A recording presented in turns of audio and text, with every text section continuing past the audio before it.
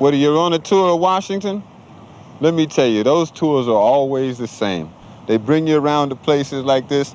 They might even tell you who the jackass is on the horse or the guy up on top of the building, but they never show you the real Washington. A history lesson that is sadly prevalent in the year 2024. Yeah, we've had some unhappy moments for what we chose to say, but you see, the Bill of Rights and the things that you pay for with your taxes constantly come up to be things that you have to challenge to make sure that they're still there. And if the right of free speech is truly what it's supposed to be, then anything you say is all right. A song from the legendary artist Gil Scott-Heron, standing as track number 10 on his legendary album, The Revolution Will Not Be Televised.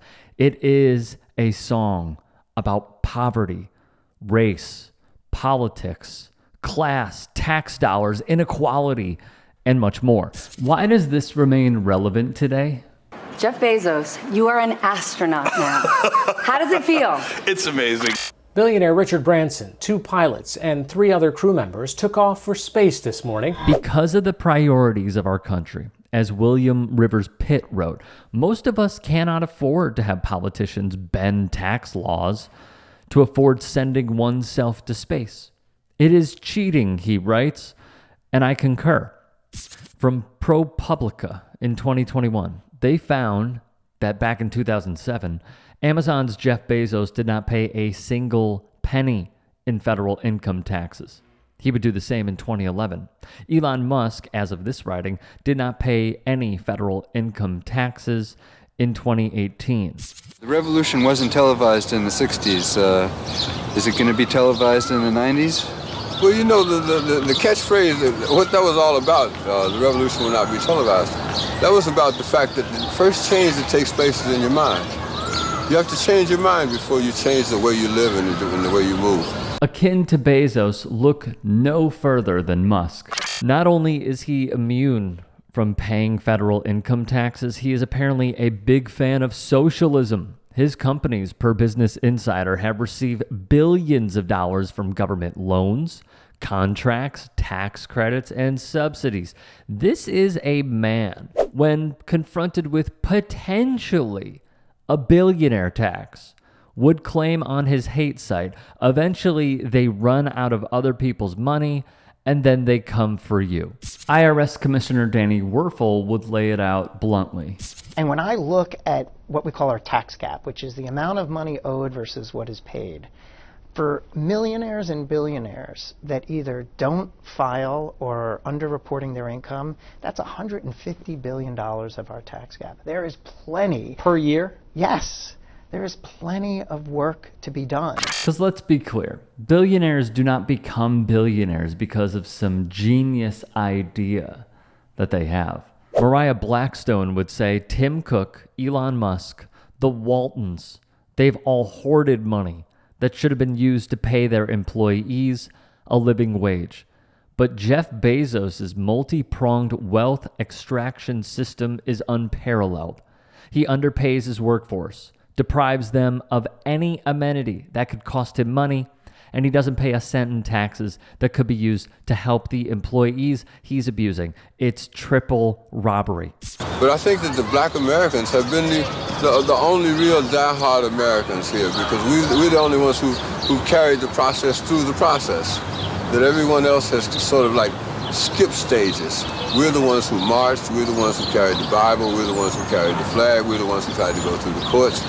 And being born American didn't seem to matter, because we were born Americans, but we still had to fight for what we were looking for, and we still had to go through those channels and those processes. When listening to Whitey on the Moon, and also taking in the Branson, Bezos, billionaire boys club heading to space, there are basic human needs that warrant much more immediate attention. What with the scourges of poverty, homelessness, unemployment, education, and COVID-19 that still exists, by the way, to name but a few urgent matters, refusing to budge from their evil perches across the world. Shonda Prescott Weinstein, Associate Professor of Physics and a core faculty member in Women's and Gender Studies at the University of New Hampshire, would write for the Washington Post, "We don't actually face a choice between basic human needs and exciting journeys into the universe. We cannot create equal access to a dark night sky, even from the ground, until we radically revise how resources are distributed. For starters, billionaires such as Richard Branson should pay more in taxes so we, the people, can decide what to invest in. And guaranteeing basic necessities for everyone is a starting point, not the end. Creating a just society on Earth is the best way to build a just future for space, one defined by more than the passing generosity of billionaires." And she's right. Maybe it was best encapsulated in Questlove's documentary, Summer of Soul, highlighting the 1969 Harlem Cultural Festival, which featured Nina Simone, Sly and the Family Stone, Stevie Wonder, Gladys Knight, the Staple Singers, and much more, which is a 10 out of, I cannot say this more boldly, a 10 out of 10 recommend. Please go watch it. It is a phenomenal film. Jacobin would write, "The Apollo moon landing also took place during the festival. 1969 was a year when everything was happening at once, and Questlove designs a telling montage of responses by white and black citizens to that extraordinary event. As one may expect, the white people's response is uniformly enthusiastic, whereas the black response is much more equivocal or downright hostile. I think it's very important, but this festival is equally important. Never mind the moon. Let's get some of that cash in Harlem. It's a waste of money. People going hungry all over the United States of America." So when I look at Heron's song and I look at the words, it remains, unfortunately, a constant theme that the United States values the wealthiest people, the top 1%, and how those people come to obtain those wages is through stolen theft. We have seen the reporting from a former employee here, Ken Klippenstein, when he broke the story for The Guardian, that Amazon drivers are peeing in bottles because if they lose a millisecond of time, they can be canned. Same with Amazon workers who are on the floor. Do we even remember when there was, I believe it was a tornado or a hurricane near one of their factories? Some folks died, and Amazon had a terrible response to it. How about the segregation-like practices that have been reported inside Tesla's factories? How about why he wants to move, Elon does, his company from one state to another? How about how Donald Trump paid nearly zero, what was it, $750 one year in taxes?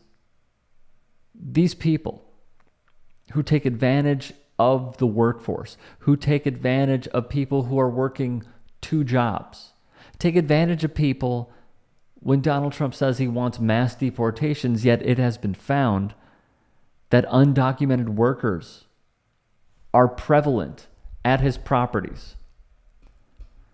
And then I look around and I see inequality, and I see the impoverished, and I see just the polarizing differences of what this country truly favors between the haves and have-nots. The bootstraps argument is a flat-out myth. It is a lie. And sadly, Whitey on the moon remains prevalent today because we have not learned as a workforce, as an electorate, that until we combine forces and until we see it is a flat-out war between the working class and the ruling class, this song will be played every single day. Hey, I appreciate you watching. Now, if you can, please do become a channel member by going to youtube.com/tytsports and clicking the join button. If that's too much for you, you can just go to tyt.com/join to become a member. It helps all of us out here at the Young Turks and keeps our network afloat. In addition, you could follow me on my socials on Twitter, Instagram, and TikTok. Appreciate the love. Have a great day.